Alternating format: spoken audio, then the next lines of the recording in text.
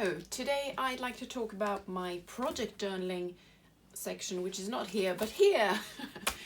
I haven't gotten used to the new tabs yet. It's April. I just moved into my April book. Never mind. My project journaling section has been evolving for like half a year. It started with my August book, where I mixed all of my journaling together, and I had like one page for health and one page for what I dreamt, tarot, not readings, but drawing cards and learning about them. And among those pages where I wrote like topical journaling, I guess, I had spreads devoted to projects as well. So for example, here I have YouTube and my thoughts about what to do with my YouTube channel and whether to abandon it or develop it, or just thoughts about that kind of project, pros and cons and stuff. And same way here, painting and drawing, I've written about, mostly the same thing actually, that I really want to do this, but it feels like a chore. Why does it feel like a chore? Why do I want to do it if it feels like a chore? Is it just like some kind of like I feel responsible, or what is it? And yeah, and here renovations, mostly I wrote about not doing things, which it can be a good way to explore why you're not doing things and whether you actually do want to do them. But it got sort of repetitive. So I wanted some way of structuring it to make it more constructive. So in January, I started with my combined sketching and project journaling pages. Sketching I've already talked about, so I won't do that now, but on the right hand side of every page I wrote about projects, and I wrote about obstacles, ways out, that is, how do I move past the obstacles, my goals and my resources. So for example, here this is about cleaning 1 room a day, and it feels like a chore. This is a theme that recurs in all my writing. It feels overwhelming. I don't know where to start. And I've written about possible ways to tackle those obstacles, to perhaps just do one part of the cleaning, like decluttering, for example. But then I realized here, this is because I wrote maybe just declutter, but the clutter bag is full. The clutter bag is a bag for clutter. I gather clutter in it and then I organize it afterwards.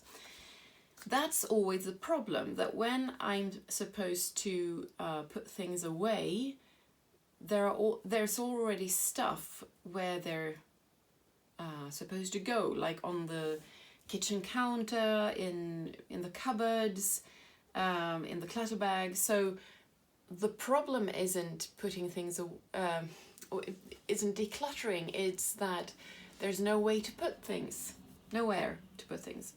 So I'm thinking, should I empty the clutter bag first, or just hoover and not give a fuck about the clutter? So step 1, go there and check. So yeah, I figured out a first step towards cleaning.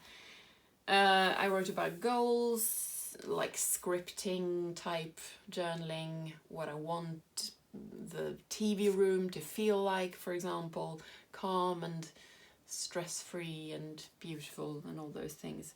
Resources, what do I have got going for me, my systems, knowing where to start, stuff like that.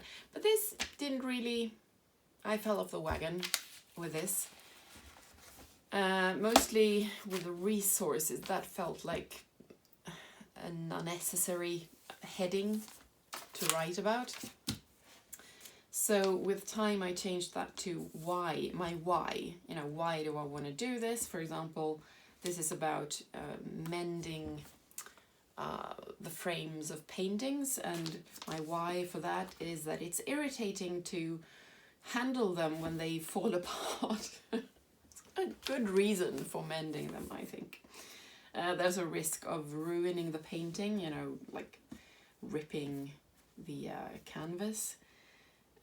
Plus, I don't put them on the walls, so they just stand around and gather dust. But this also didn't really stick.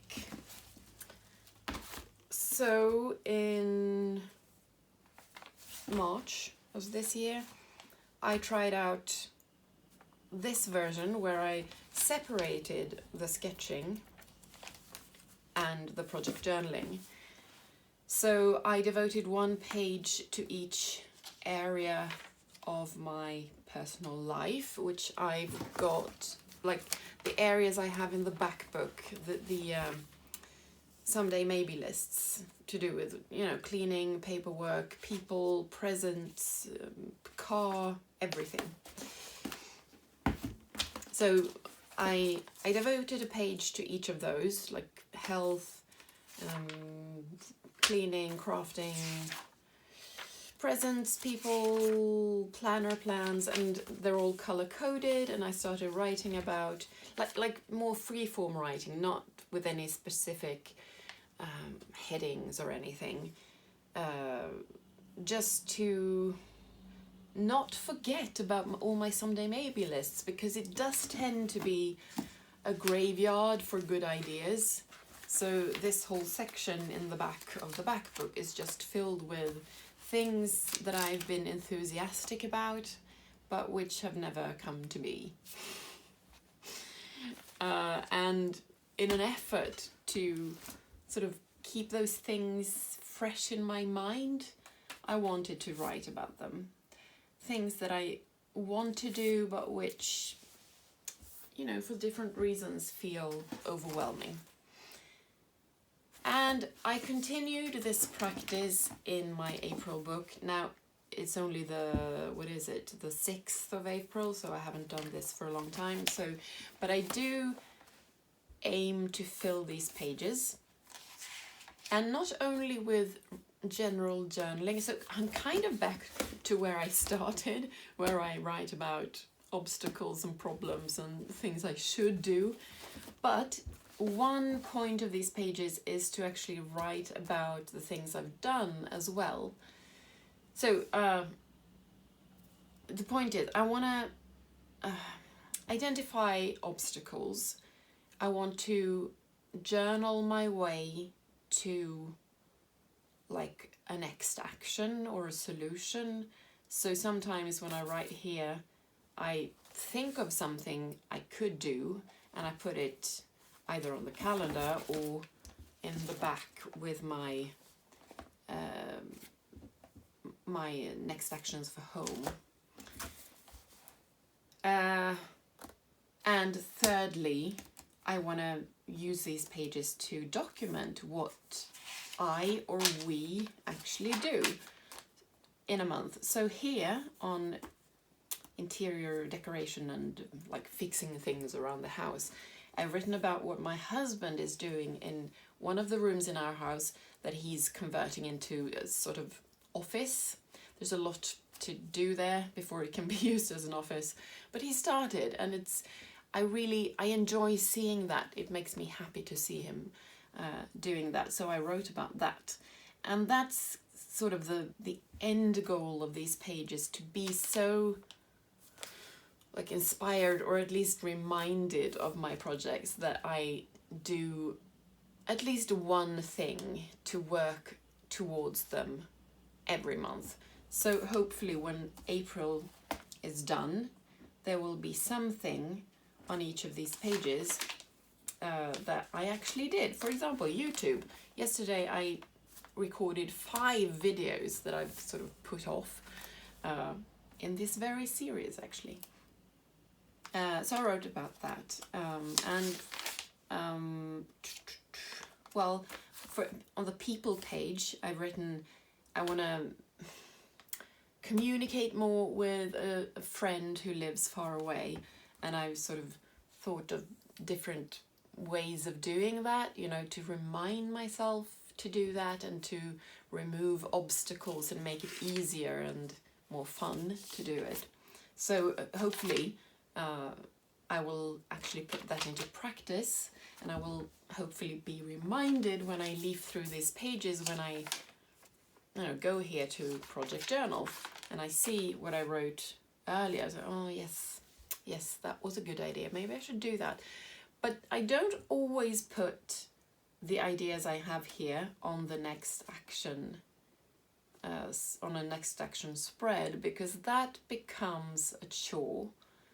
So I'm thinking, since I'm kind of allergic to rules, I don't want to do what people tell me to, even though I myself am telling myself to do things.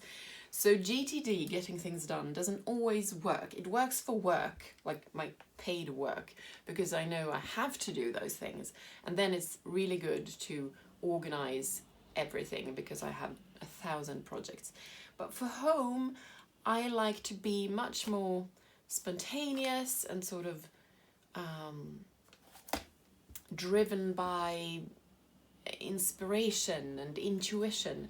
So I think one way of doing that, of sort of sparking my inspiration and intuition, is to journal about possibilities. Plan with Nay is the name of this channel. That is Plan with Extroverted Intuition, which means, you know, that you're, if you have extroverted intuition, you need to feed it with ideas and possibilities, and suddenly, you know, your mind just grabs the ball and runs when the right thing comes up at the right moment. And that's the ultimate goal, to actually be inspired to do things, not to follow a list, because that's, you know, that's when all else fails, I can do that, but it's not my jam. So that's the general goal of these pages, and we'll see if it works. I don't know yet. It's fairly new, and I mean, all of these sections are, you know, under construction all the time. I'm experimenting with different ways of organizing my life and translating that into sections in my setup. But maybe, you know, even my struggles can give you new ideas, hopefully.